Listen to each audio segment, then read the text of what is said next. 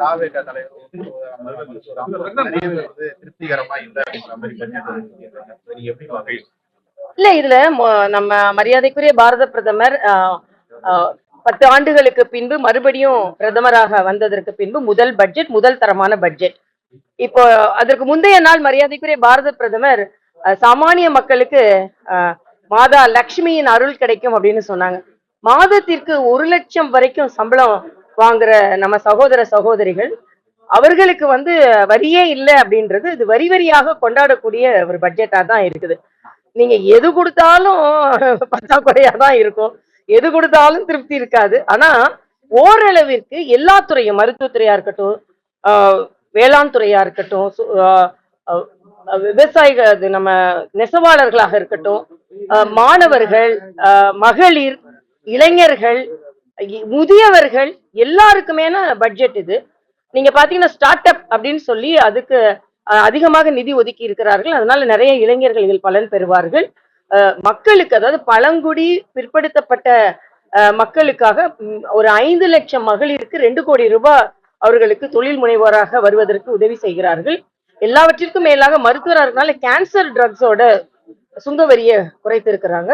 அதனால பலதரப்பட்டீங்கன்னா மரியாதைக்குரிய பாரத பிரதமரே நிதியமைச்சர் நிர்மலா சீதாராமன் மேடத்துக்கு போய் வாழ்த்து சொல்லி இருக்கிறாருன்னா அப்ப எந்த அளவுக்கு இது மக்களுக்கான பட்ஜெட் நாம புரிந்து கொள்ள முடியும்.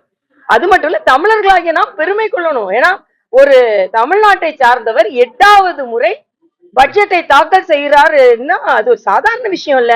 அதே மாதிரி திருக்குறளை அழகாக முன்னெடுத்து இருக்கிறாராக தமிழர்கள் இன்னும் மகிழ்ச்சி அடையணும்.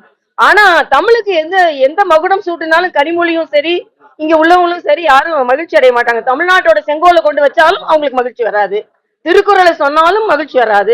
தமிழச்சியான ஒருத்தர் போய் பட்ஜெட் தாக்கல் செய்தாலும் இவங்களுக்கு மகிழ்ச்சி வராது. பீகார் பட்ஜெட்னு கனிமொழி சொல்றாங்க. பீகாரிய கூப்பிட்டு தேர்தல் வியூகம் இவங்க அமைப்பாங்க. அப்போ பீகாரிய என்னன்னு தெரியாது.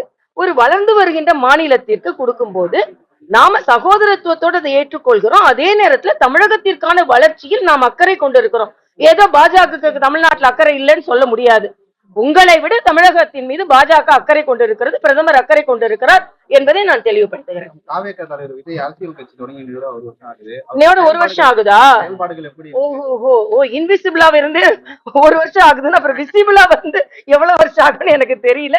பரவாயில்ல, இன்விசிபிள்னா ஒன்லி பாலிடிக்ஸ். அவர் விசிபிள், திரையில விசிபிளா இருக்கிற அவர் ரசிகர்களும் கோச்சிக்க கூடாது. ஆனா அதே நேரத்துல இறங்கி மக்களோடு பணியாற்றினா மகிழ்ச்சி. அவங்களுக்கு ஒரு பாணி இருக்கும். ஒருவேளை அவருக்கு தொலைதூர பார்வை, தொலைதூரத்திலையும் தொலைநோக்கிலையும் அரசியல் செய்யணும், ஒர்க் ஃப்ரம் ஹோம், இணையதளத்துலதான் தளத்துக்கு இறங்க வேண்டாம் அவர் நினைச்சா எனக்கு ஒண்ணும் செய்ய முடியாது. எங்களை போன்ற தலைவர்கள் மக்களோடு மக்களாக பழகுகின்ற தலைவர்கள் சரியான தலைவர்கள் என்று நாங்க நினைக்கிறது உண்டு. அது விஜய் முடிவு பண்ணிக்கட்டும். நன்றி.